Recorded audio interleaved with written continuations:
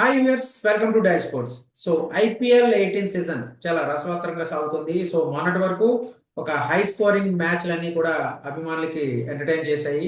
కానీ నిన్న మాత్రం ఏదైతే Punjab Kings versus defending champion Kolkata night riders మధ్య ఒక లో స్కోరింగ్ థ్రిల్లర్ ఎక్సలెంట్ గా ఫ్యాన్స్ కి మంచి కిక్ ఇచ్చిందని చెప్పాలి. ఈ లో స్కోరింగ్ థ్రిల్లర్ లో ఒక అద్భుతమైన బ్యాటింగ్ లైనప్ ఉన్న కోల్కతా కేవలం 16 పరుగుల తేడాతో ఓడిపోయింది. 110 రన్స్ ని పంజాబ్ కింగ్స్ అద్భుతంగా డిఫెండ్ చేసుకుంది. సో ఈ మ్యాచ్ ఎలా జరగడానికి పిచ్ కారణమా, మరి కోల్కతా బ్యాటర్ల వైఫల్యం కారణమా, పంజాబ్ కింగ్స్ ఎక్సలెంట్ బౌలింగ్ కారణమా? దీనికి సంబంధించి మనతో మాట్లాడడానికి బెంగళూరు నుంచి అందుబాటులో ఉన్నారు సుధీర్ మహావాది, ప్రముఖ cricket analyst, cricket commentator, sports analyst కూడా, సీనియర్ స్పోర్ట్స్ జర్నలిస్ట్ కూడా.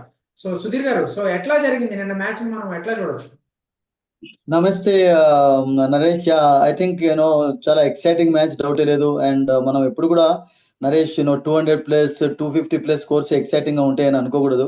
ఈవెన్ చిన్న చిన్న టోటల్ ఉన్నటువంటి మ్యాచెస్ కూడా చాలా అద్భుతంగా రసవత్తరంగా కొనసాగుతాయి. And one of them, and IPL చరిత్రలో కూడా మనందరికీ తెలుసు ఇప్పటివరకు the lowest total actually defended by Kolkata. And నేను అనుకుంటాను Shreyas Iyer will be happy because last year ఈ led Kolkata to victory. And ఇప్పుడు అతని టీంని ఓడించుకున్నాడా, లేకుంటే అతని టీం అగెనెస్ట్ బ్రహ్మాండంగా అతనే పర్ఫామ్ చేశాడా అన్నటువంటి ఒక ఫీలింగ్ కలిగింది. Of course he was not successful with the bat yesterday, but ఈ లెడ్ సూపర్లీ.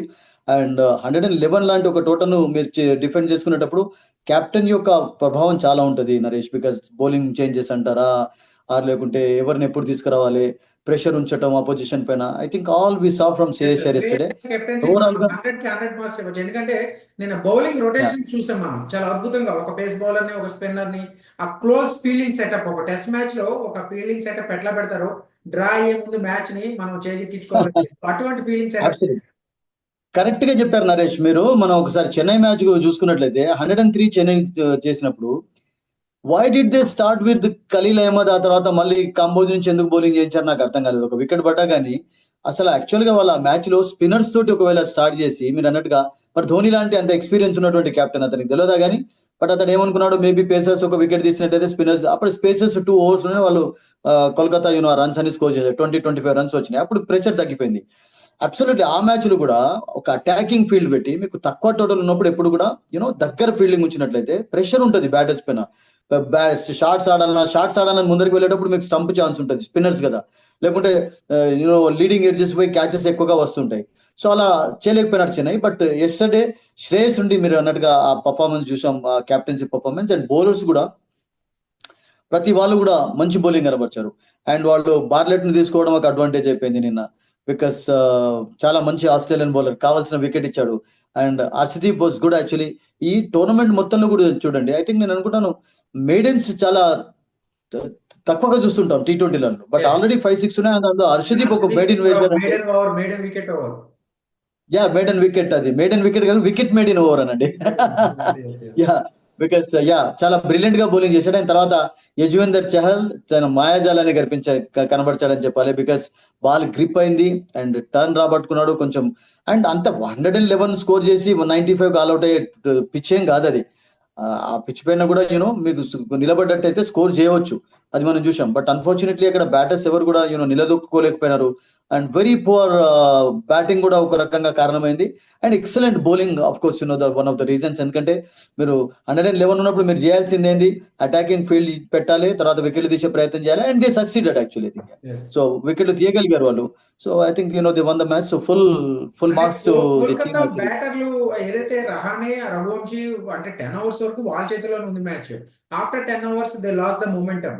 సో ఎక్కడ మిస్టేక్ జరిగింది అంటే వాళ్ళు పూర్తిగా డిఫెన్సివ్ మోడ్ లో ఆడడం వల్ల, లేకపోతే అటాకింగ్ ఆడలేకపోవడం వల్ల? సో ఇక్కడ మనం వీళ్ళ షార్ట్ సెలక్షన్ అనుకోవాలి.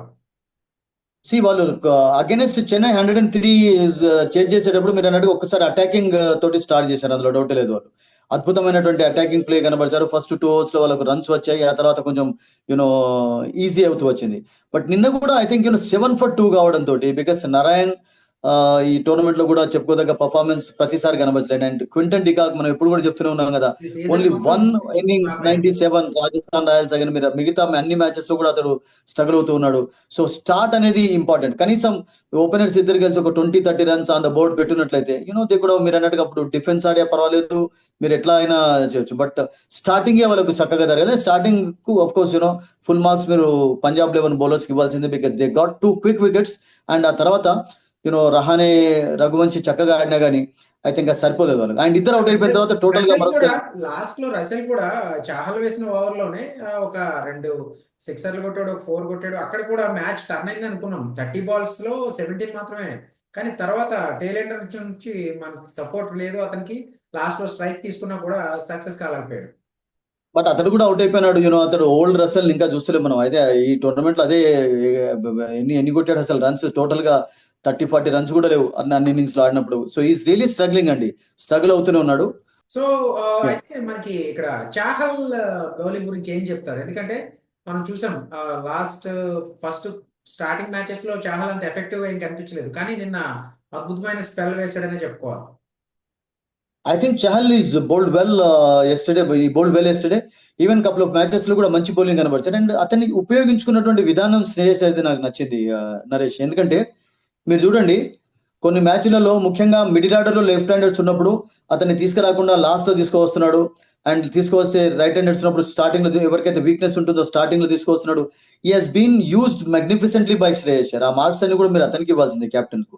ఎందుకంటే కెప్టెన్ రోల్ బిగ్గర్ గా కనబడింది. మీరు స్టార్టింగ్ లోనే చెప్పారు కదా, అటాకింగ్ ఫీల్డ్ సెటప్ చేయడం, తర్వాత రొటేషన్ ఆఫ్ బౌలర్స్ చాలా అద్భుతంగా చేశాడు. ఇక్కడ మీకు అదే ఆప్షన్ ఉంటది.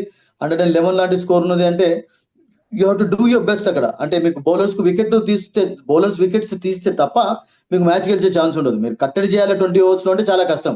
1-2 బిగ్ ఓవర్స్ వస్తాయి కనుక. సో బౌలర్స్ అనుకున్న సమయాల్లో వికెట్లు తీశారు రెగ్యులర్ ఇంటర్వెల్స్ లో. And even I think 2 wickets early పడ్డ తర్వాత కూడా ఆ రహానే ఆడుతున్నప్పుడు, రఘువంశీ ఆడుతున్నప్పుడు there was a hope for them. But ఆ తర్వాత ఇద్దరు అవుట్ కావడం అండ్ మిడిల్ ఆర్డర్ మొత్తం టోటల్ గా కొలాప్స్ అయిపోయింది. సో ఎక్కడ కూడా ఎవరికి ఛాన్స్ ఇవ్వలేదు. So brilliant effort by Yes. Punjab and good win for them. And good win for them against Kolkata, because His old దాని team. ఏమంటారు, defending champions. And defending champions కు కెప్టెన్ గా ఉన్న శ్రేయస్ ఇప్పుడు పంజాబ్ కు కెప్టెన్ గా ఉన్నాడు. అండ్ అట్లాగాక మరొకసారి మనం ఇంకొకసారి ఆలోచించినట్లయితే మనం ప్రతిసారి కూడా ఇది చెప్తున్నాం, బ్యాటింగ్ ఫస్ట్ చేసినటువంటి టీమ్స్ కు కొంచెం ట్రెండ్ మారుతూ వచ్చింది. అది చిన్న టోటల్స్ అయినా కానీ మీకు డిఫెండ్ చేసే ఛాన్స్ ఉంటుంది. ఎందుకంటే మీరు చూడండి, శ్రేయస్ టాస్ గెలిచిన వెంటనే బ్యాటింగ్ తీసుకోవడానికి నిర్ణయం తీసుకున్నాడు. అండ్ అదే రహానే ఏమన్నాడంటే we would have love to bowl అన్నాడు అసలు యాక్చువల్గా. Yes. ఎందుకంటే there was something for the bowlers. His decision was not bad. ఎందుకంటే అతడు కూడా ఆపోజిషన్ 111 కు రెస్ట్రిక్ట్ చేయగలిగాడు అంటే I think there was something for the bowlers, but there was something for the batters also. But bowlers ruled yesterday and Punjab won. I good think win for this win major boost for the bowlers. ఎందుకంటే T20 అంటేనే batters game కాబట్టి బౌలర్లు కూడా ఇలాంటి మ్యాచ్లు జరిగితే వాళ్ళకు కూడా కాన్ఫిడెన్స్ అనేది ఉంటుంది. సో ఎటువంటి సిచ్యువేషన్ అయినా వాళ్ళు చెలరేగడానికి అవకాశం ఉంటుంది అనుకుంటా. అబ్సల్యూట్ అండ్ మీరు పంజాబ్ ఇక్కడ ఈ టోర్నమెంట్ లో వాళ్ళు బ్యాటింగ్ లో కూడా మీకు ఫెయిల్యూర్స్ కనబడలేదు. అంటే Yes. ఇంకా ఫారినర్స్ హెల్ప్ లేదు. మీరు గుర్తుంచుకోండి నరేష్, వాళ్ళకు సాధించినటువంటి రన్స్ అన్ని కూడా శ్రేయస్ అయ్యర్, ప్రవేశ్ మరన్, తర్వాత మీకు ఆర్య, ఇండియన్ శశాంక్ సింగ్, ఇంకా మీకు మ్యాక్స్వెల్ నుండి లేకుంటే మీకు స్టైనిస్ ఇంగ్లీష్ కూడా నిన్న ఫెయిల్ అయిపోయినాడు. Yes, ఇంకా yes. ఆస్ట్రేలియన్స్ నుంచి అంత పర్ఫార్మెన్స్ రాలేదు. నిన్న బ్యాట్లెట్ ఒకడు ఆడాడు, ఒక వికెట్ తీసుకున్నాడు. బట్ అదర్వైజ్ వాళ్ళపైన ఎక్కువ ఎక్స్పెక్టేషన్స్ పెట్టుకున్నారు. చూడండి ఫస్ట్ మ్యాచ్ లో 243, హైదరాబాద్ అగైన్స్ 240, Yes. తర్వాత మరొక మ్యాచ్ లో 200 కొట్టారు చెన్నై అగైన్స్. వాళ్ళు బ్యాటింగ్ లో కూడా అద్భుతంగా ఇండియన్ పర్ఫార్మెన్స్ ఎక్కువగా ఉంది బ్యాటింగ్ లో. అండ్ బౌలింగ్ లో కూడా ఇండియన్సే పర్ఫార్మ్ చేస్తున్నారు. మీరు చూడండి వాళ్ళకు హర్షదీప్ కానివ్వండి, లేకుంటే మీకు చహల్ కానివ్వండి, అయితే వాళ్ళకి అదొక బలం అని చెప్పాలి. అండ్ దట్టు రికీ పాంటింగ్ ను మెచ్చుకోవాలి. ఎందుకంటే ఇండియన్స్ అలా ఎంకరేజ్ చేయడం కూడా చాలా చాలా, వదేరాను స్టార్టింగ్ లో పంపడం, these are all them and it was a good one for them. Yes. Thank you very much, Sudhir garu. So hopefully okay, bowlers కూడా ఒక మంచి ఊపు తెచ్చిన మ్యాచ్ గానే దీన్ని మనం చూస్తున్నాం. So keep watching. బట్ మన ఎక్స్పెక్టేషన్ కూడా ప్రూవ్ అయింది. మనం పంజాబ్ అని చెప్పి అవి తక్కువ స్కోర్ చేసా కానీ పంజాబ్ కు ఛాన్స్ ఉంది అన్నాం మనం నిన్న కూడా. మీ ప్రెడిక్షన్ చాలా వరకు last couple of matches at least 10 లో 9 out of 10 9 matches we are predicting exactly what they do. So thank you very much Sudheer garu. Thank you అండి. ఇది ఒక low scoring thriller. High scoring మ్యాచ్లే కాదు, లో స్కోరింగ్ గేమ్స్ కూడా అభిమానులకి ఒక మంచి ఎంటర్టైన్మెంట్ ఇస్తాయని చెప్పేసి మనకి ఖచ్చితంగా ఎస్టర్డే మ్యాచ్ ప్రూవ్ చేసింది. So keep watching dial sports.